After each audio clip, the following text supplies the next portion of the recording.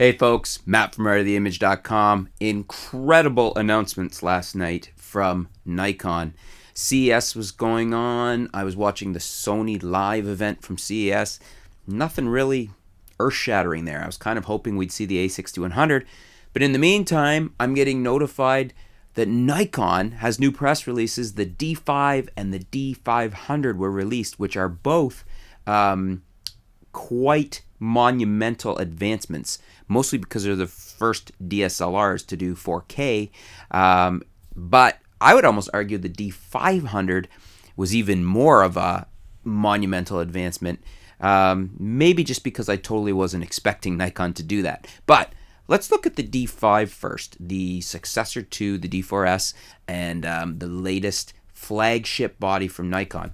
I've gone over these specs here with a fine-tooth comb or a fine-tooth highlighter, as it were.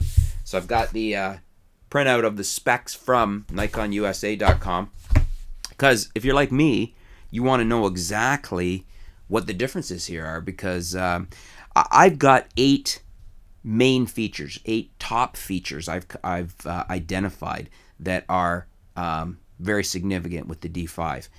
The first and foremost is the 20 megapixel. Well, it's a 20.8 megapixel, so you could almost argue it's 21 megapixel FX sensor. So this is up from the 16 in the D4S and the one that's in the DF as well. And it has the new XP5 processor. Now I'm putting those together as one feature, one main point, because the XP5 processor, that's the pipeline which is enabling the more advanced sensor and the higher resolution. So you're up 4 megapixels, which is significant. It's super significant because not only are you up 4 megapixels, but let's go to the next option. It has the widest native ISO range of any Nikon DSLR to date. So it is native ISO 100 to 102,400. Now that's really, really impressive, 102,400. But the news doesn't stop there. Here's what really rocked me when I was discussing this with my good friend Peter Gregg last night. This is what is earth-shattering. Expandable to a high-5 setting of 3,280,000. 3,280,000. 3.28 million ISO. We're talking... it'll be very interesting to see the A7S Mark II from Sony against this, because on paper, spec-wise, it looks like it's an A7S Mark II low light killer, and it's got more megapixels. So, very impressive second feature there. Next up, it's a redefined autofocus system, redesigned AF system. It's 153 focus points, 99 are cross-type sensors, and it has a dedicated processor. The difference here is that I think we're getting away from, like we've talked in the past about turning on live view to get rock solid, sharp focus, so we don't get any front or back focus. I think this is how Nikon is going to resolve this in the future, and with this camera, with the D5, is that we probably shouldn't see any difference in autofocus from the quality coming out of, say, like my Panasonic G7, where when it hits focus, it's always hitting focus because it's not using different focusing mechanisms like has been happening in DSLRs, and why we got front and back focus. This hopefully will solve that, and the DSLR, the D5, will hit rock solid focus as much as, just faster probably, than my G7. So really interesting there.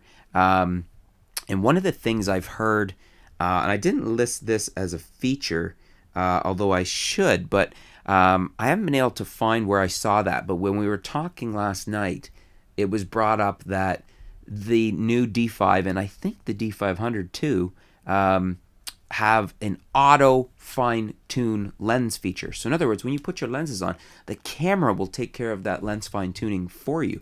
And that's probably got something to do with this new dedicated processor for AF. So that's pretty cool. You don't have to put your lens on and dial it in yourself. The camera's going to do it. Now, I haven't confirmed that. I don't have that rock solid. But from what I understand, that is what's going to happen with the D5 and the D500.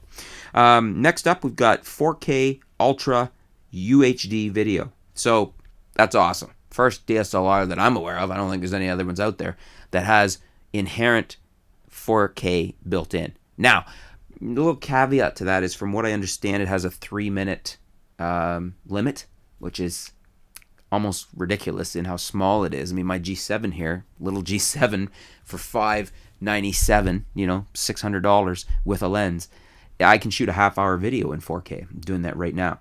So, kudos to Nikon for bringing 4K into the DSLRs, this one and the D500. But if this 3-minute limitation is, if we're not able to work around this somehow, or there's not a firmware update or something, that's a very crippled 4K that it's bringing. Yes, they've brought it, great.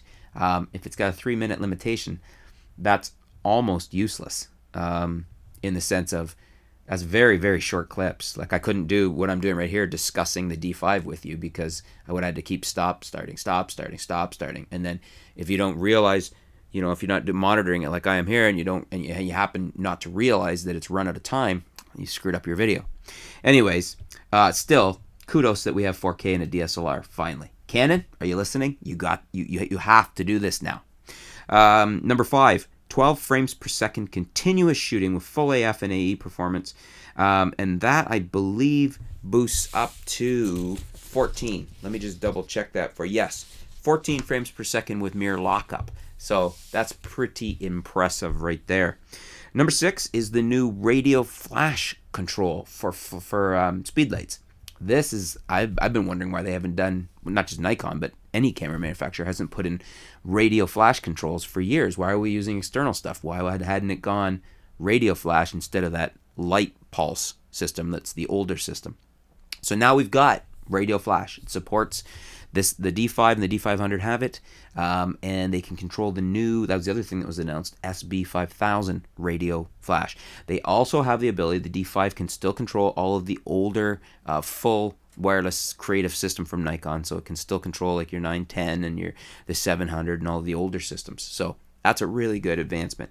Number 7, LCD touchscreen. Yes, we finally got touchscreen. Now again, there's a caveat here. If I'm reading things right, and I think I am, there is no controls for the touchscreen while shooting. It's playback touchscreen. So in other words, I don't believe this has tap to focus or tap and shoot, which would have been really nice to see, but at least we're moving in the right direction. So I got to give it to them for that.